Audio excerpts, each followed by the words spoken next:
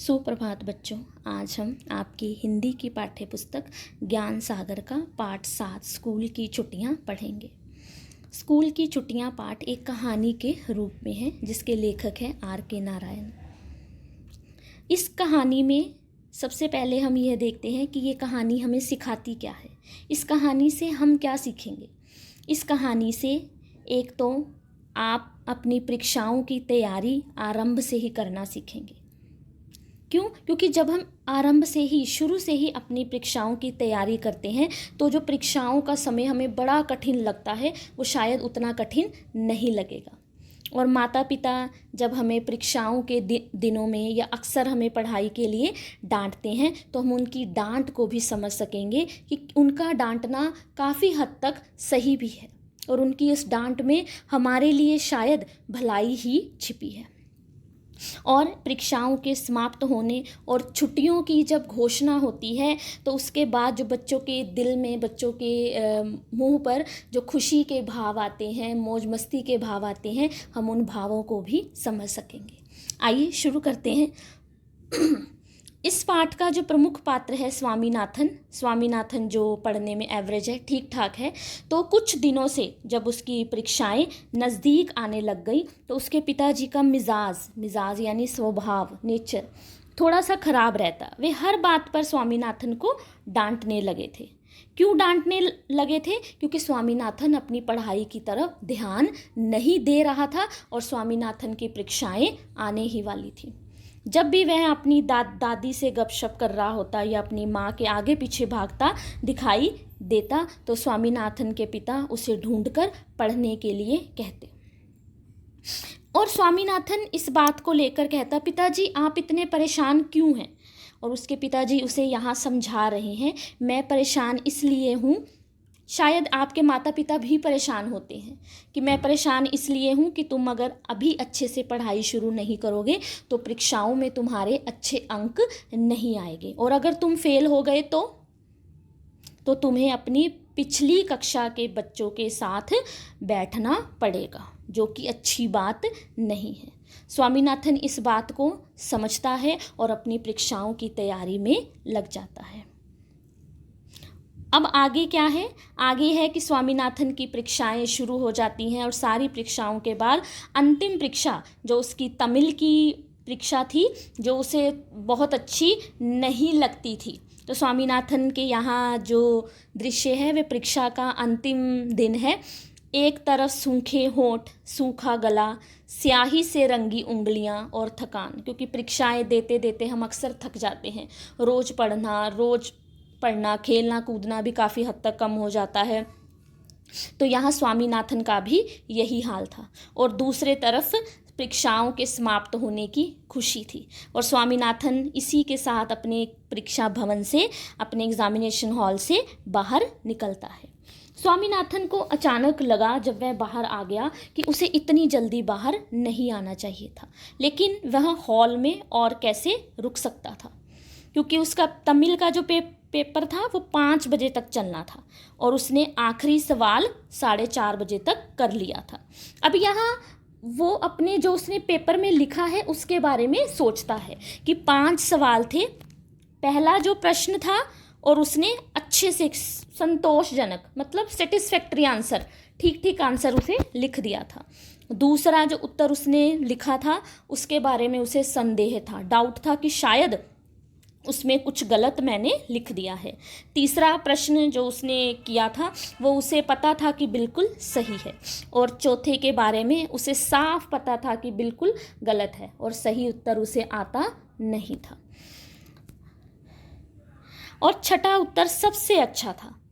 इसका उत्तर देने में उसे सिर्फ 1 मिनट लगा था। उसने 4:30 बजने से 2 मिनट पहले कहानी को पढ़ा, फिर 1 मिनट में लिखना शुरू किया और 4:30 बजे उसे ख़त्म कर दिया। अब यहाँ हम प्रश्न की बात करेंगे कि कौन सा प्रश्न था। तो प्रश्न में एक कहानी है। एक ब्राह्मण तालाब के किनारे से गुजर रहा था। यहाँ आपको चित्र में भी दिखाई दे रहा है। दूसरे किनारे से एक शेर ने उसे आवाज़ लगाई और उसे सोने की चूड़ी देने की बात कही। ब्राह्मण ने पहले तो चूड़ी लेने से मना कर दिया, किंतु जब शेर ने अपने को भोला भाला और ब्राह्मण को अपने को भोला भाला और सच्चा बताया तो ब्राह्मण पानी में चलकर उसके पास आ गया।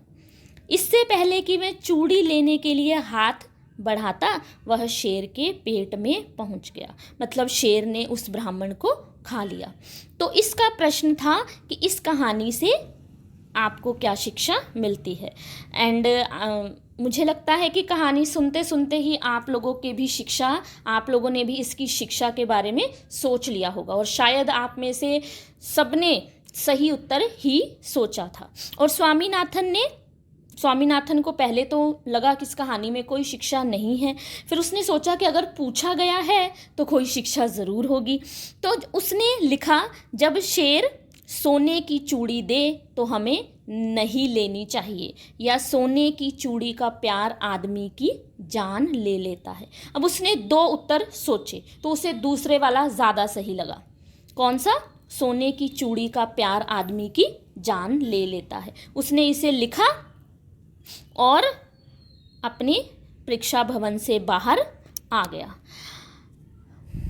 अब उसे लगा कि पता नहीं उसके जो सहपाठी हैं, उसके साथ वाले जो सारे मित्र हैं, वो इतनी देर से उसमें क्या कर रहे हैं, परीक्षा भवन में क्या कर रहे हैं। तो वो बाहर आकर सोचने लगा। तो थोड़ी ही देर में 5 बजे और सारा हॉल तालियों की गूंज से, सारा जो हॉल था वो बच्चों की आवाज़ों से गूंजने लगा। सारे बच्चे 2-2, 3-3 की टोलियों में हॉल से निकले और जो एकाएक अचानक जो सन्नाटे भरा वातावरण था, जो जब परीक्षा चल रही तो चारों ओर खामोशी थी, वो वातावरण किस में बदल गया?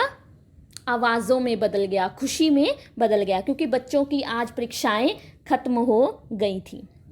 तो सारे जो मित्र थे, स्वामीनाथन के जो मित्र थे,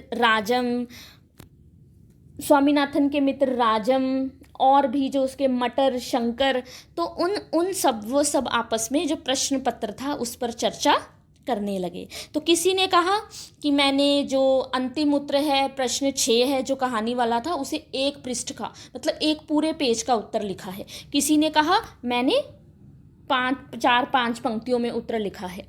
किसी ने कहा मैंने आधे पेज का उत्तर लिखा है। यह सुनकर स्वामीनाथन सोच में पड़ गया, क्योंकि उसने उत्तर केवल 1 ही पंक्ति का लिखा था।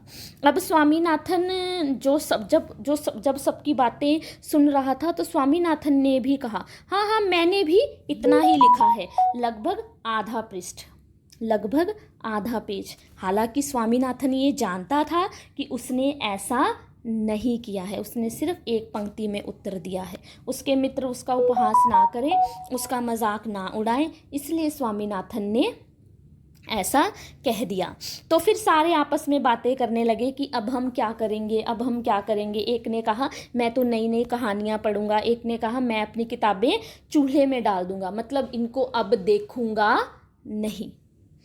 और फिर क्या हुआ, फिर सारे बच्चे 1 घंटी बजने पर, बेल बजने पर अपने हॉल में इकट्ठे हो गए। वहाँ प्रधानाचार्य जी ने सब बच्चों को छोटा सा भाषण दिया और कहा कि स्कूल कितनी तारीख तक बंद रहेगा, और आशा की कि सभी बच्चे अपना समय ज़्यादा व्यर्थ नहीं करेंगे और अगली कक्षा की किताबों को पढ़ेंगे, अच्छी कहानियाँ पढ़ेंगे और बहुत कुछ नया सीखेंगे। आप सबके साथ भी ऐसा ही होता होगा।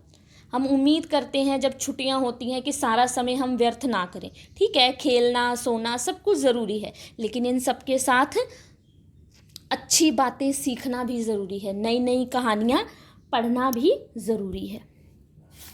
तो 1 मिनट की प्रार्थना हुई और सारे बच्चे अपने अपने घरों की ओर चल पड़े। तो घरों की ओर चलते चलते तो उनमें जैसे तूफान आ गया।